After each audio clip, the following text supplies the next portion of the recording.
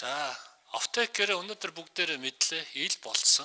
Зарим нь бас ил болоогүй гэрээ байна гэж яриад байна. Ил болсны өрөөнд бол 18-аас 19 их найт төгрөгийн ийм гэрээ ил болсон байна гэт. Тэгээд энэ гэрээнүүд ил болсноороо ямар үр дүн гарсан бэ гэдэг тэгэхээр тухайлбал төсвийн хөрөнгөөр хийгдэх ёстой тэр бүтээн байгуулалтуудыг нэг компани хийсэн байна. Тэр компани болохоор хийхдээ улсын нууцад оруулж хийсэн байна. Тэгээд үр дүнд нь болохоор тухайлбал нэг төмөр замыг хийхдээ олон улсын тэр өртгөөс нь 2-3 дахин үнэтэй хийсэн байна. Тэгээд мөнгө авахдаа нүүрсээр авсан байна. Тэгээд нүүрсээ бол мөн тухайн үеийн зах зээлийн үнээс 3-аас 4 дахин бага үнээр авсан байна. Хөнгөлтэй авсан байна гэдэг энэ мэдээлэл ил болсон. Иргэд маш их дургуутсан. Иргэд талбайд үргэсэн шүү дээ. Тийм биз? Тэгэхээр энэ нүүрсний хулгааны бас хамгийн том хэсэг бол энэ офтек гэрэн дээр байгаа юм аа. Ийм болохоор цаашид офтек гэрээг хийх юм уу? Цаашид ингэж хулгайгаа нууцлах юм уу?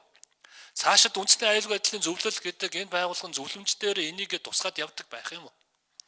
Ийм болохоор энэ асуудлуудыг хориглох хэрэгтэй цаашид. Хориглохын тулд энэ хориглосон заалтаа бол оруулах нь бол зүйтэй юм аа. Тийм болохоор энэ 3 дугаар заалтын АБ гэж хэсэг байна. Тэгээд CV гэдэг хэсэг оруулмаар байна. Үүнд бол офтек гэрээний хүрээнд байгуулсан гэрээний хэрэгжилтэд хөндлөнгийн аудит оруулах, аудитын дүнэлтээр үндэслэн санхүүжилтийг гүйцэтгэх хэсгийг шийдвэрлэх гэдэг залт оруулмаар.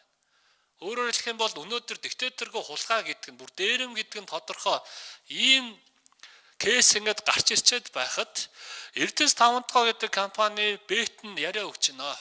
За, Bot International гэдэг компанид энэ гэрээг эргэж хараач гэсэн байдлаар бид нар хүсэлт явуулсан гэдэг. Тэгээд энэ чинь иргэд энэ чинь хүлээн зөвшөөрч байгаа юм. Одоо гэрээг эргэж харна гэсэн үг шүү дээ. Үгүй шүү дээ. Олон улсад бол энэ чинь шууд зогсоох ёстой. Хөндлөнгийн аудитд оруулах ёстой. Санхүүжилтүүдийг нь зогсоож иж хэрвээ үнэхээр бодиттой асуудал гарсан байна гэх юм бол санхүүжилтийн шийдэл явдаг. Үгүй бол тэрийг нь холбогдох хуулийн байгууллага нь хянаад явах ёстой юм аа.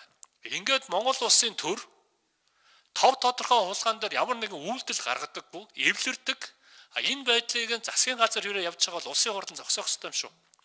Тэгэхээр үүнийг бол тодорхой тусгаж өгөх нь зүйтэй байна. Нэг. За хоёрд нь үндэсний аюулгүй байдлын зөвлөл дахиж ийм аж ахуйн шин чанартай хөрөнгө оруулалттай холбоотой альва офтек гэрээ байгуулахгүй байх, улсын нууцад хамруулахгүй байх гэдэг энэ тов тодорхой заалтыг бас оруулж өгмөр байна.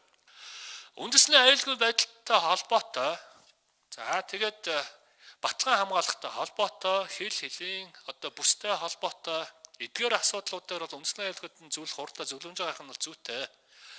Гэвч үндэсний аюулгүй байдлын зөвлөлд огт хамаарал байхгүй, улсын нууцад оруулах шаардлагагүй. Иймэрхүү аж ахуйн шин чанартай дэд үтсийн хөрөнгө оруулалтуудыг үндэсний аюулгүй байдлын зөвлөлтөөр татаж авчирч ярьдаг. Тэгээд зөвлөмж гаргадаг. Түүн дээр нь үндэслээд нууцын зэрэглэлтэйгээр нууж хагаад Монгол улсад асар хэрэгтэй байгаа энэ мөнгийг чинь үр ашиггүй бүтээн байгуулалтад зарцуулдаг энэ схем чинь болохгүй. Энийг хориглох хэрэгтэй.